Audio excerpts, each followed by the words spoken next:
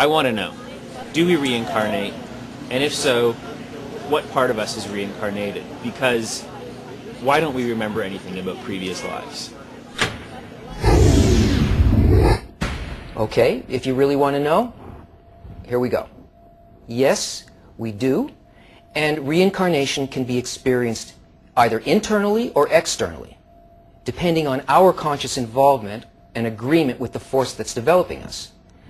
Now, death was inserted into the system as a result of the breaking, the shattering of the first man, of the collective soul.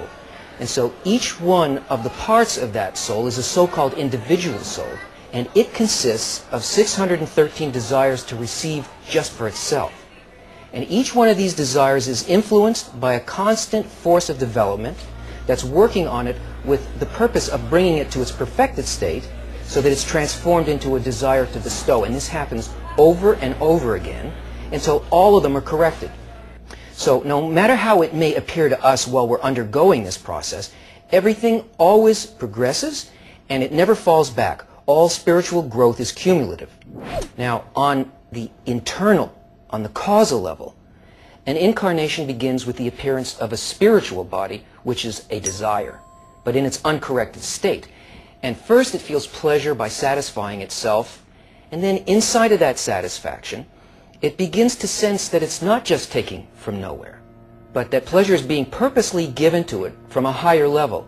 And now, since it feels that, it wants to reach that level of experience so that it can feel the pleasure of giving instead.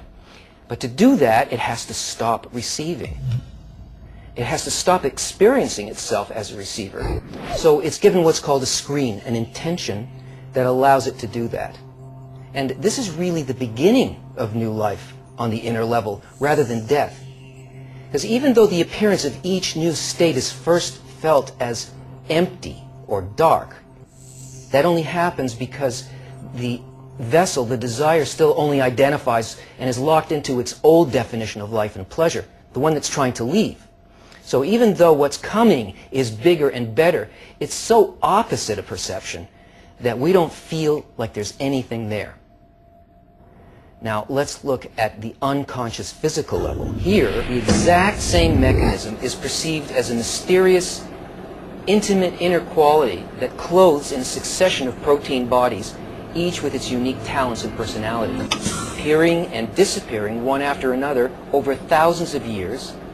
And with each cycle of death and birth, it completely forgets the conditions of its former life, because if it's going to encompass change and attain a higher level of reality, it won't be in that mind, because reality won't fit in there.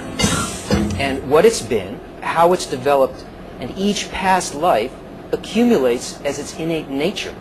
And a new mind functions as the operating system necessary for its next stage of development. So what part of us reincarnates? The individual soul, in the process of realizing its connection to the collective soul, is the basis of that inner part, the I. And the body exists in this world only to help it elevate and attain its true state.